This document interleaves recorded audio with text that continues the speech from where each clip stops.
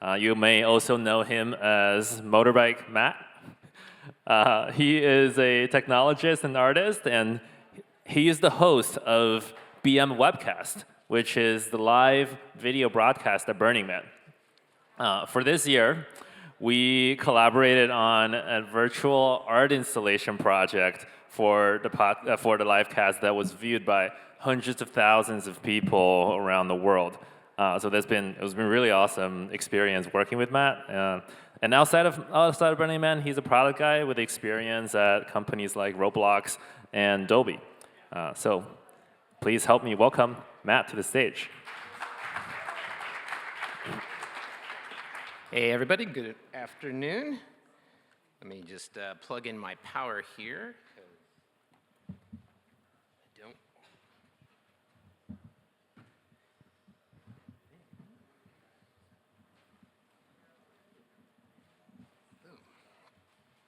All right. Wake up, wake up.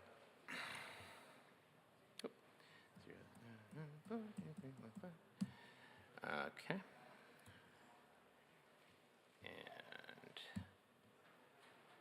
Do you see it? You do. Awesome. Okay, and good you didn't see my password. So I am, this is the talk. I'm delighted to be here, delighted to actually have learned some things. I'm delighted to have been inspired by some of the conversations and some of the technology that I've seen this morning. I'll tell you now that I am more of a product manager. My history working in tech has been in product.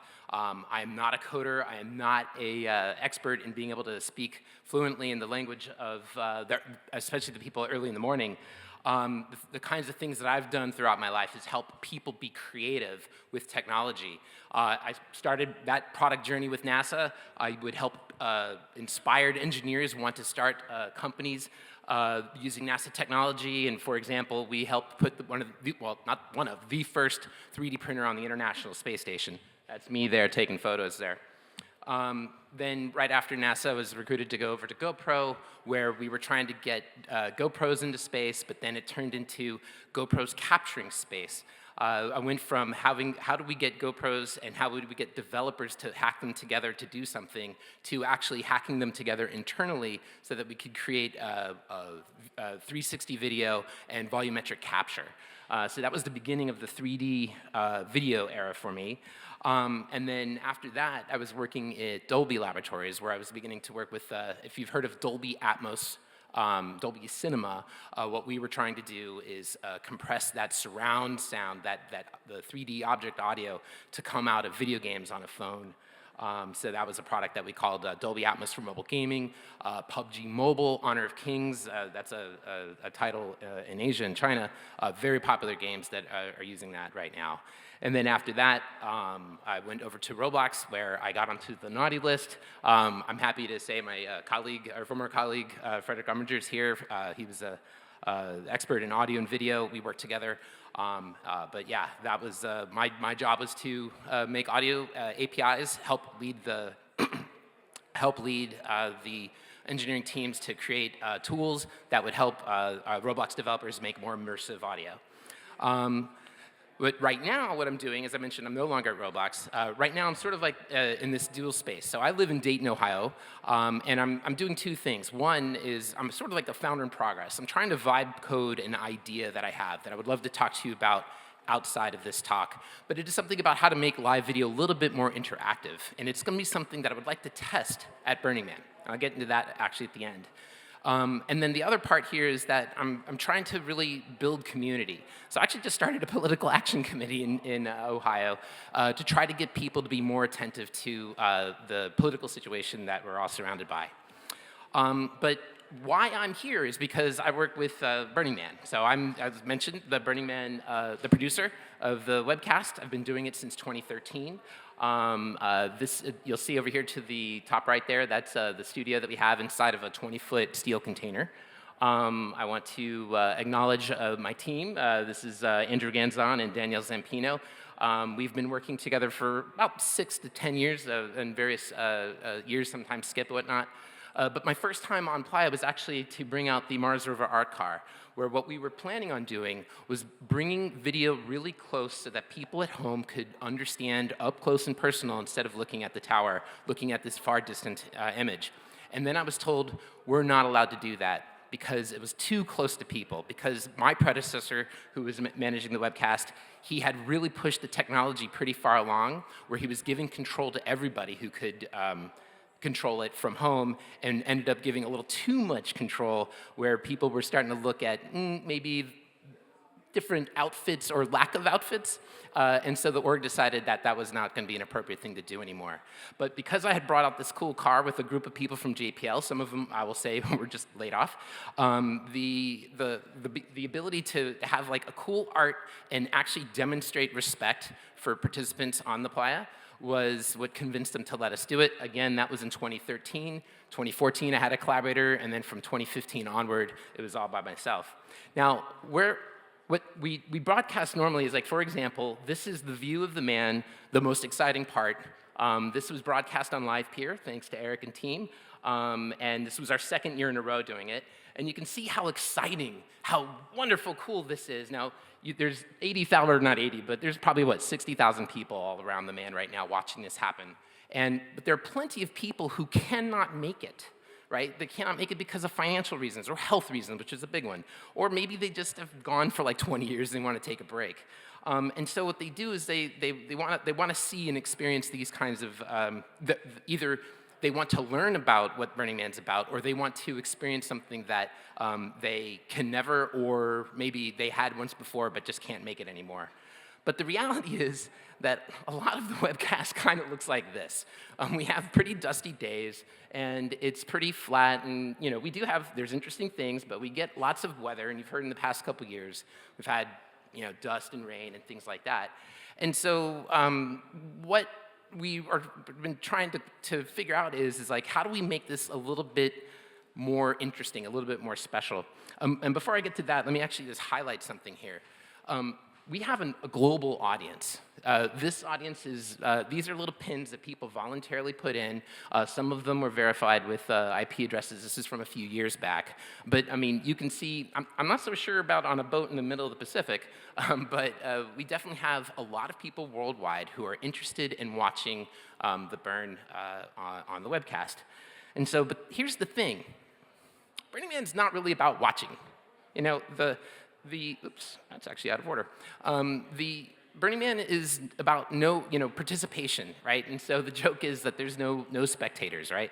And so when we look at the webcast, I know that the audience, the people send pictures of they want to participate in some way, and so they'll send pictures, and it's really heartwarming to see like children and families, they're sitting back and enjoying themselves. But that's not exactly the point of Burning Man. That's not the point of the webcast either. And so what it really is about community. And this is something that is not like, I'm not saying this, is that organically there has been this wonderful community of people, of human beings, who get together on Facebook, on Slack, on all these different channels, including in VR.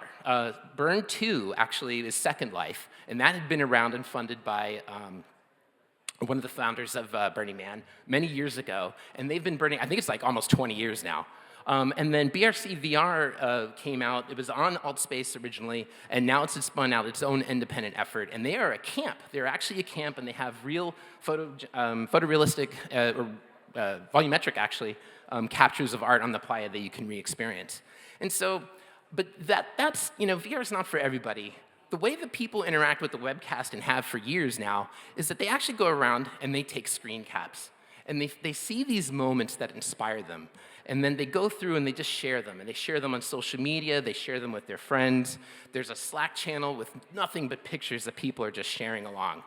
And one of the things that they share is that they have friends on the Playa. They have friends that they want to say hi to. Or excuse me, there are people on the Playa who want to say hi to everybody back home. And so that group of Camp Envy, they come out here, they go knock on the container, and they say, hey, look, we're going to go dance. We give you consent. Would you please aim the camera at us, show our faces, and tell our friends back home? And of course, sometimes they also like to, go up, when I have to go up and clean the camera, they'll take, of course, an inappropriate picture of me. That's okay, I'm used to it by now. But what's really inspiring is that in addition to just taking a screenshot, there have been artists out there who have come and taken the video and have made paintings. Now, some of these are digital, right? And this is from 2018, but these are, in fact, are watercolor. These were painted by people, and then they sent me a picture, and this is actually one of my favorite ones ever.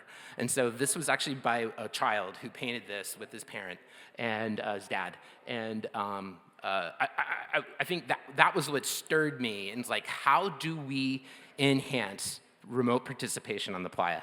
And that's where Daydream comes in. So Eric and crew came up to me and said, hey, you know what, we've got this idea. We've got Daydream, and we're wondering if we could put something together real quick with the video stream. And I was like, yeah, of course. And so that's, in fact, what happened here. So let's see, I should play. There we go. So what's really cool, let me actually do this. What's really cool about this is that hang on. There's a lot of cool here, but you really want to see the video. There we go.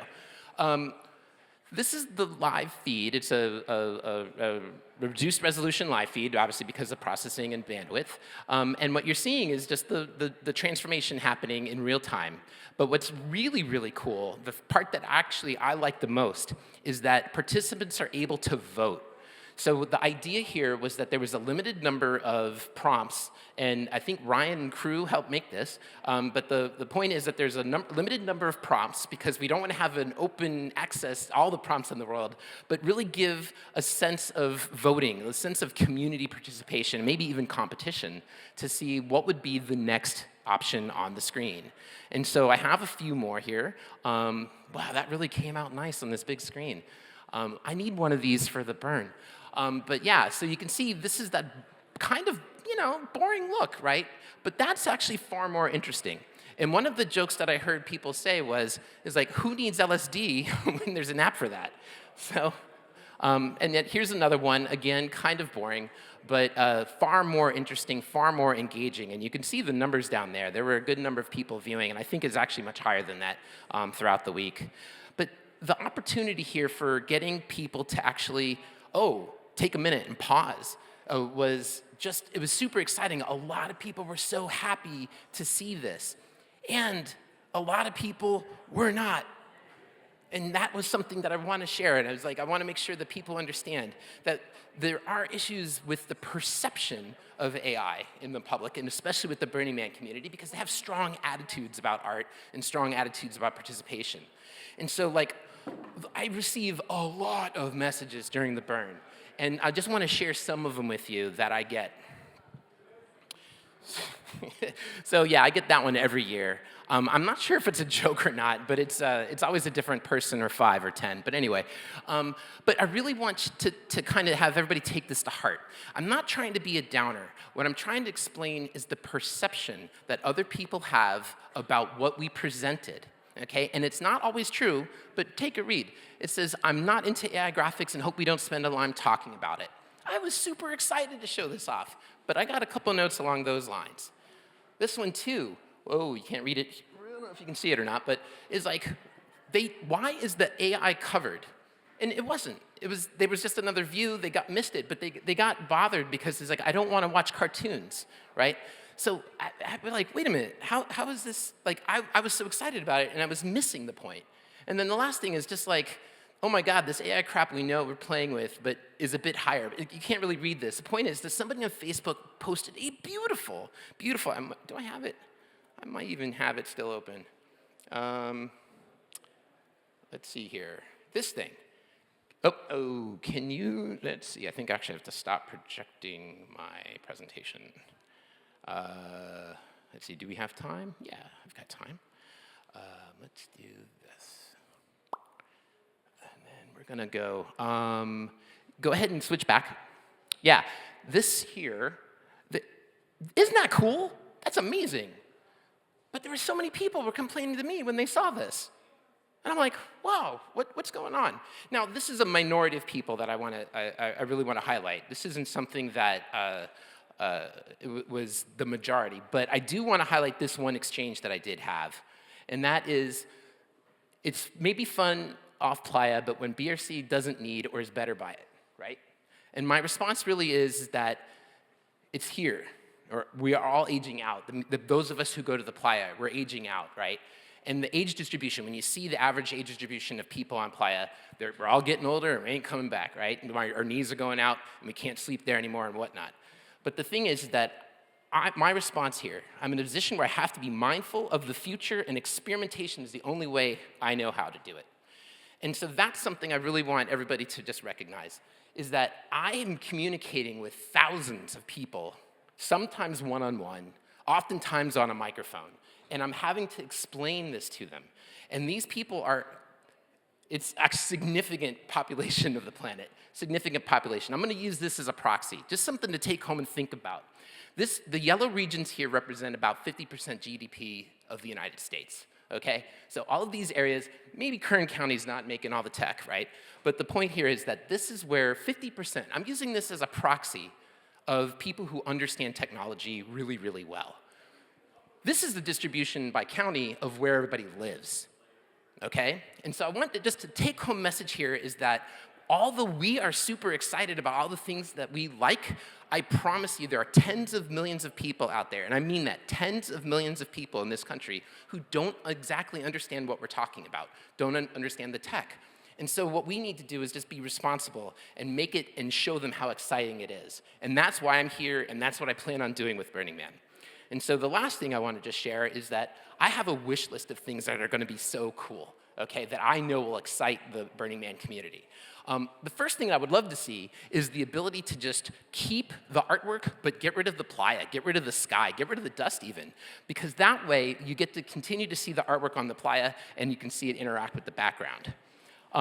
Another thing I would like to see is how audio will be able to impact, and I think that's something we might be able to do next year, I hope. And then the other part is that, and we just saw this from Steve's talk, how do we anonymize people? Remember, one of the reasons why I've been doing this for so long is because I've respected the privacy and ensured the consent of everybody on Playa. I tell you right now, if I could anonymize them, it would get a lot more cool.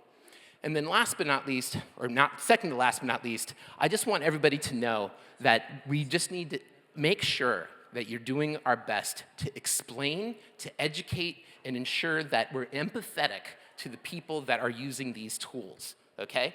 So with that, I have one last request. Remember this, the VR stuff? I would love it if we could have, with this camera, we know where the camera is, we know where it resides on the playa, I know what the art looks like. I would love to be able to give you additional information right off the playa where everything is to help spatialize and render a 3D world based on what we're able to see from the camera. So with that, I'm done, and I thank you for your attention. If you want to talk to me, that's my LinkedIn. You can scan it now, or I'll be around here for the rest of the night. Thank you.